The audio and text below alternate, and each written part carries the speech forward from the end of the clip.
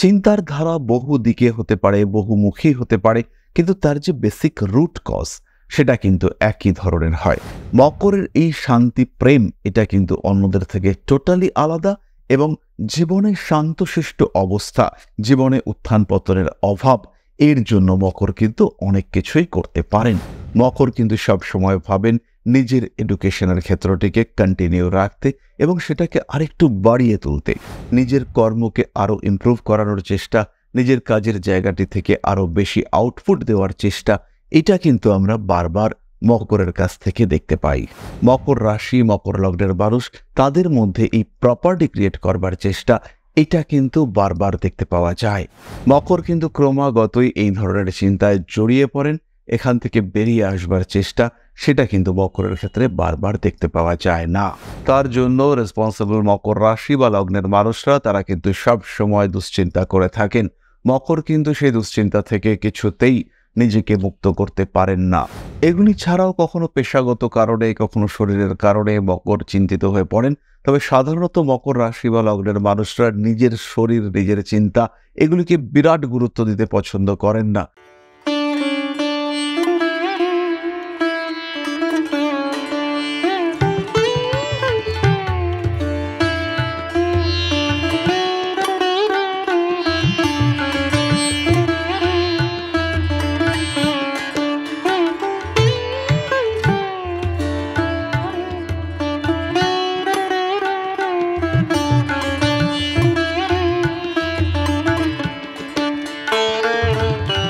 নমস্কার, Rishibani institute of Vedic অ্যাস্ট্রোলজির পক্ষ থেকে স্বাগত জানাই আজকের জ্যোতিষ আলোচনায়। আমি শান্তনু আপনাদের সঙ্গে।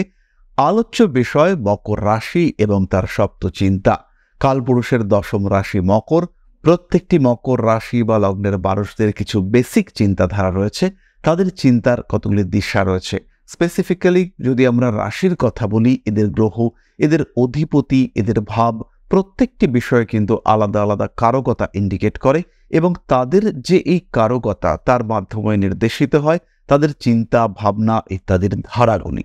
চিন্তার ধারা বহু দিকে হতে পারে, বহুমুখী হতে পারে, কিন্তু তার যে বেসিক রুট কজ সেটা কিন্তু একই ধরনের হয়। যেমন যদি আমরা মকর রাশি বা লগ্নের মানুষদের কথা ভাবি বা চিন্তা করি, সেই ক্ষেত্রে তাদের জীবনের একটা বড় উদ্দেশ্য হচ্ছে শান্তি। ভালো থাকবো, শান্তশিষ্ট জীবনযাপন করব, খুব বড় অশান্তি আমার জীবনে থাকবে না, এই বিষয়টা আমরা মকরের ক্ষেত্রে দেখতে পাই। এবং এই শান্তি রক্ষা করা, এই জীবনের শান্তিকে ধরে রাখা, এটা কিন্তু মকরের অন্যতম চিন্তার বিষয় এবং মকর কিন্তু এই বিষয়টি নিয়ে যথেষ্ট আতঙ্কিত, যথেষ্ট চিন্তিত।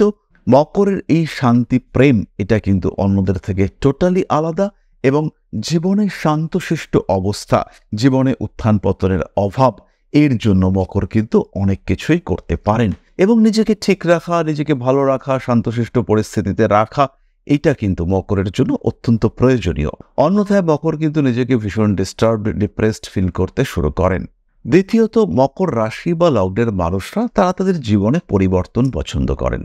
একদিকে শান্তি, অন্যদিকে পরিবর্তন, অর্থাৎ ধীর স্থিরভাবেই তাদের জীবনের ধারা পাল্টাবে।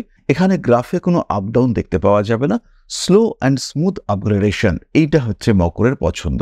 মকর বিশেষ কম্পিটিশন পছন্দ করেন না, কিন্তু যদি কম্পিটিশনে নামতেই হয় সেই ক্ষেত্রে মকর জিততে পছন্দ করেন। এখান থেকেই মকরের জীবনের এই আপগ্রেডেশনের চিন্তাটি দেখতে পাওয়া যায়। শান্তশিষ্টভাবে কাউকে হার্ম না করে নিজের উন্নতি, নিজের ডেভেলপমেন্ট, এটা কিন্তু মকরের দ্বিতীয় চিন্তা। যদি মকরের কাজে কেউ দুঃখ পায়, মকর কিন্তু ভীষণ বিপর্যস্ত হয়ে পড়ে, মকর রীতিমতো কষ্ট পায়। মকর সেই মানুষটিকে শান্ত না করা পর্যন্ত নিজে শান্ত হতে পারে না, অস্থির হয়ে ওঠে মকর, যে আমার কারণে কোনো একটা মানুষের মনে দুঃখ এসছে, আমার কারণে কোনো একটা মানুষ অস্থির বোধ করছেন, এটা কিন্তু মকরের ক্ষেত্রে বারবার দেখতে পাওয়া যায়। তৃতীয়ত, মকর রাশি বা লগ্নের মানুষরা এডুকেশন পছন্দ করেন। তার শিক্ষাক্ষেত্র যেন কোনোভাবেই বাধাপ্রাপ্ত না হয়, শিক্ষার ক্ষেত্রে তার যাত্রা যেন কোনোভাবেই পীড়িত না হয়, এটা মকরের জীবনের অন্যতম বড় চিন্তা। মকর কিন্তু সব সময় ভাবেন নিজের এডুকেশনের ক্ষেত্রটিকে কন্টিনিউ রাখতে এবং সেটাকে আরেকটু বাড়িয়ে তুলতে। মকর তার কর্মক্ষেত্রেও রেগুলার পড়াশুনো করেন। রেগুলার পড়াশুনো করে মকর শিক্ষার ক্ষেত্রটিকে আরও ডেভেলপ করার চেষ্টা করেন, নিজের কর্মকে আরও ইমপ্রুভ করানোর চেষ্টা, নিজের কাজের জায়গাটি থেকে আরো বেশি আউটপুট দেওয়ার চেষ্টা, এটা কিন্তু আমরা বারবার মকরের কাছ থেকে দেখতে পাই। সাধারণত মকর রাশি বা লগ্নের মানুষদের একটা স্পিরিচুয়াল অ্যাটাচমেন্ট থাকে। তারা বুঝতে পারেন, উপলব্ধি করতে পারেন যে আমি আরো কতদিন মোটামুটি পৃথিবীতে আছি। এবারে এই যে যতদিন আছি সেই সময় যেন কোনো কষ্ট না হয়, নিজের ভবিষ্যৎ যেন সিকিউর থাকে, এই চিন্তা মকরের ক্ষেত্রে দেখতে পাওয়া যায় এবং মকর এই চিন্তা থেকে কিন্তু বেরিয়ে আসতে পারেন না। তাই মকরের জীবনের চতুর্থ চিন্তা হলো তার ভবিষ্যৎ, তার ফিউচার সিকিউরিটি। এবং এই যে ফিউচার সিকিউর করবার চিন্তা, চেষ্টা, এইটা মকরের জীবনের অন্যতম বড় চিন্তা, যাকে আমরা চতুর্থ স্থানে রাখব। পঞ্চমত, মকর রাশি বা লগ্নের মানুষরা তারা কিন্তু মোটামুটি অ্যাসেট পছন্দ করেন। একটু ভালো বাড়ি, একটু ভালো থাকার জায়গা, একটু প্রপার্টি তৈরি করবার ইচ্ছা, এটা মকরের ক্ষেত্রে বারবার দেখতে পাওয়া যায়। মকর রাশি, মকর লগ্নের মানুষ, তাদের মধ্যে এই প্রপার্টি ক্রিয়েট করবার চেষ্টা, এটা কিন্তু বারবার দেখতে পাওয়া যায়। সহজে কিন্তু মকর এখান থেকে নিজেকে সরিয়ে আনতে পারেন না। এর জন্য মকরকে ঋণ গ্রহণ করতে হয় এবং এই ঋণ চলতে চলতে মকর কিন্তু বেশ ডিপ্রেসড হয়ে পড়েন। কতদিনে লোন শোধ হবে, কতদিনে লোন শোধ করব, কতদিনে আরও একটা প্রপার্টি ক্রিয়েট করতে পারবো, এই ধরনের বহু চিন্তা বারংবার মকরকে গ্রাস করবার চেষ্টা করে। মকর কিন্তু ক্রমাগতই এই ধরনের চিন্তায় জড়িয়ে পড়েন। এখান থেকে বেরিয়ে আসবার চেষ্টা, সেটা কিন্তু মকরের ক্ষেত্রে বারবার দেখতে পাওয়া যায় না। এই চিন্তা থেকে মকর কিন্তু সহজে বেরিয়ে আসতে পারেন না।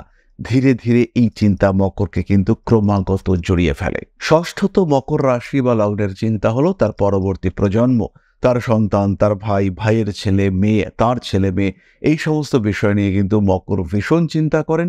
এই মানুষগুলোর ক্যারিয়ার, এই মানুষগুলোর ডেভেলপমেন্ট, তাদের গ্রোথ, তাদের সাকসেস, এগুলো মকর রাশি বা লগ্নের মানুষদের অন্যতম চিন্তার বিষয় এবং মকর বহু চেষ্টা করলেও এই চিন্তা থেকে কখনোই বেরোতে পারেন না।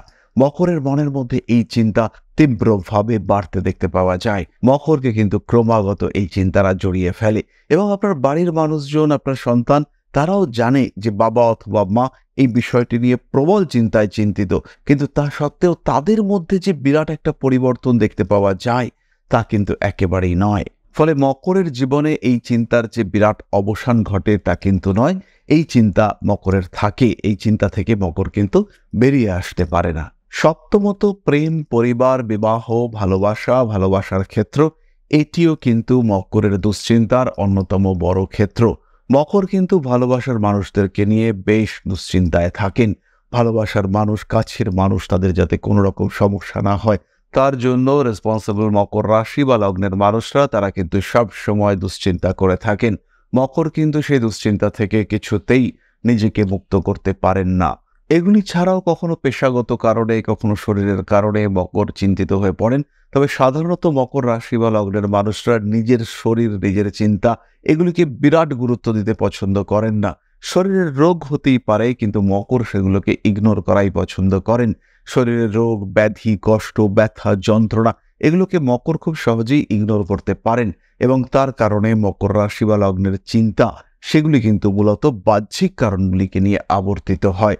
প্রতিবেশীরা কি করছে, প্রতিবেশীরা ডিস্টার্ব করতে চেষ্টা করছে, সেই বিষয়গুলিও মকরের চিন্তার একটি বড় কারণ হয়ে দাঁড়ায়। চিন্তা ভাবনার ক্ষেত্রে মকর কিন্তু বেশ সরল, বেশ স্পষ্ট একটা চিন্তার ধারণা সেটা মকরের ক্ষেত্রে থাকে এবং এই চিন্তার ধারণা থেকে বেরিয়ে এসে অতিরিক্ত জটিলতা, এটা মকর কোনোভাবেই পছন্দ করেন না।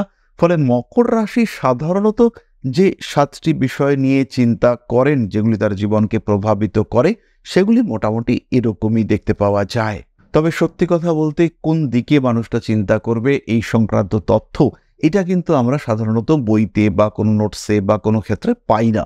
এগুলি মূলতই নিজের অভিজ্ঞতা, ক্লায়েন্টদের সঙ্গে কথা বলে প্রাপ্ত জ্ঞান, তার মাধ্যমে ডিসকাস করা হলো।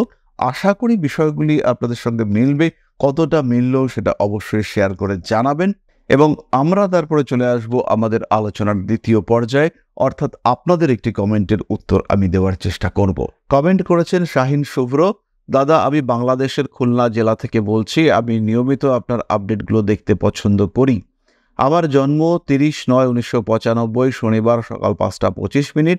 আমি কোন রাশির জাতক এটা জানতে খুবই আগ্রহী। আশা করি পরবর্তী ভিডিওতে উত্তর দিবেন। আশাহত করবেন না। শাহিন শুভ্র, তোমার লগ্ন হলো কন্যা এবং রাশি হলো বৃশ্চিক। এরই সঙ্গে তোমায় জানাই তোমার নক্ষত্র হলো জ্যেষ্ঠা। বুধের নক্ষত্র, একটু ছেলে মানুষই তোমার মধ্যে থাকবে। অর্থভাগ্য মোটামুটি ভালোই, তবে অতিরিক্ত খরচ, ব্যয়পরায়ণতা, অতিরিক্ত বিলাসিতা ইত্যাদির কারণে তোমাকে সমস্যা ফেস করতে হবে। ডিস্টারবেন্স, প্রবলেম এগুলি তোমার জীবনে আসবে। তাই টাকা পয়সা জমানোর চিন্তা এটা অবশ্যই করতে হবে। জ্যোতিষ তুমি শিখতে পারো, জ্যোতিষ শিক্ষার ক্ষেত্রে তোমার উন্নতি দেখতে পাওয়া যাবে। বিবাহিত জীবন মাঝারি, রয়েছে বিদেশ যাত্রার সম্ভাবনা। তাহলে শাহিন শুভ্রর জন্মকুণ্ডলীর অতি সংক্ষিপ্ত বিশ্লেষণ একটা আমরা করবার চেষ্টা করলাম। এর সঙ্গে রয়েছে দশা, অষ্টক বর্গ, অন্যান্য বর্গ কুণ্ডলিতে তার গ্রহদের অবস্থা এবং সর্বোপরি রয়েছে নাক্ষত্রিক অবস্থান, গ্রহরা কি অবস্থায় রয়েছে, কেমন ফল দিচ্ছে। তাহলে আজকের আলোচনা আমরা আর দীর্ঘায়িত করব না। সবাই সুস্থ থাকুন, ভালো থাকুন। মা শ্রী শ্রী আদি শক্তির কৃপায় আরো আরো আরো সমৃদ্ধ হয়ে উঠুক আপনার জীবন। জয় মা আদি শক্তি। নমস্কার।